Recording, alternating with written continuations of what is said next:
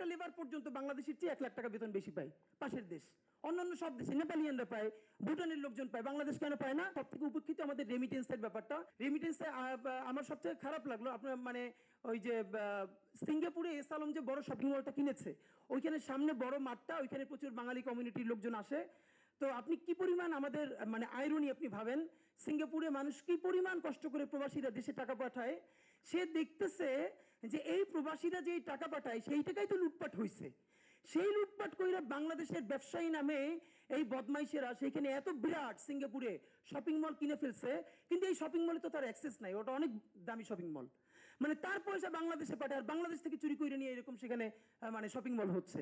তা আমরা হলো আমাদের এই রেমিটেন্সের যে খাতটা প্রবাসীদেরকে নিতে মানে প্রচুর মানুষ বলে ইন্ডিয়ান একটা লেবার পর্যন্ত বাংলাদেশের চেয়ে 1 লাখ টাকা বেতন বেশি পায় পাশের দেশ।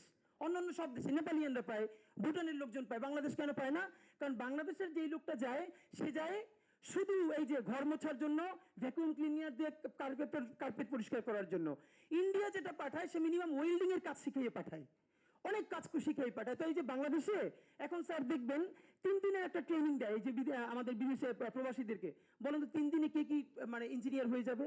এই 3 দিনের ট্রেনিং নিয়ে আবার 8,000 টাকা নেয় না 6,000 টাকা নেয় এবং এখানে আর একটা ব্যবসা করে। এগুলো কি? বরং আমরা মিনিমাম 6 মাসে যদি একটা ট্রেনিং করতে পারি যে কাউকে ওয়েল্ডিং এর কাজটা শিখাই দেয়া। বিদেশে টাইলসের কাজের প্রচুর দাম, বাংলাদেশে কেউ টাইলসের মিস্ত্রি না, সবাই হলো ওখানে টাইলসটা আগাই দেয়, কিন্তু মিস্ত্রিটা হলো ইন্ডিয়ান অথবা অন্য কোনো দেশের। কারণ আমি যদি আমার ভাইদেরকে টাইলসের কাজ শিখাইতে পারি, ওয়েল্ডিং এর কাজ শিখাইতে পারি, তাহলে তো সেখানে মিনিমাম 2 গুণ আর্ন করতে পারে, সেটাকে তো সে ওখানে মজমস্তি করে না, বাংলাদেশে পাঠায়। সুতরাং এই প্রবাসীদেরকে কিভাবে আমরা, এবং এটা আমি বারবার বলেছি, প্রবাসী মন্ত্রণালয়ের মতো একটা মন্ত্রণালয়, এটা কারণ আসিফ নজরুল সাহেবের আইন মন্ত্রণালয়ের সাথে কানেক্টেড রাখতে হবে।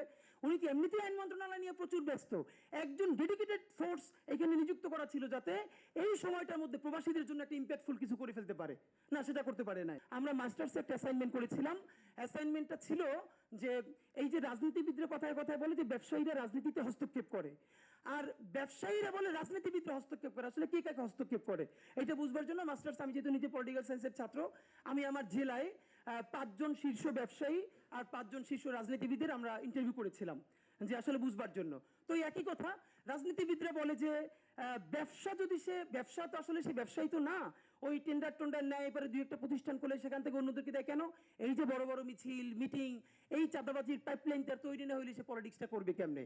সুতরাং সে বিজনেসে আসতে চাইতেছে। আর তারা যখন বিজনেসে এন্ট্রি নিতেছে তখন রিয়েলি যে বিজনেসম্যান যে ঢাকা ভার্সিটিতে বের হয়ে বিসিএস না দিয়ে গার্মেন্টস শুরু করছিল, আজকে যা স্পার্ক করছে, তারা তো ক্ষতিগ্রস্ত হইতেছে। তো তাদেরকে জিজ্ঞেস করলাম আপনারা রাজনীতিতে চাইতেছেন কেন? ব্যবসায়ীরা যখন রাজনীতিতে চাইতেছে তখন রাজনীতি নষ্ট হইতেছে, বলে কি বলছে আমরা রাজনীতিতে চাইতেছি? রাজনীতিবিদরা আইসা আমাদেরকে যখন খাইয়ে ফেলে তখন চিন্তা করি পয়সা যখন দিবই তাইলে ওই দলের প্রধান রে দিই, এত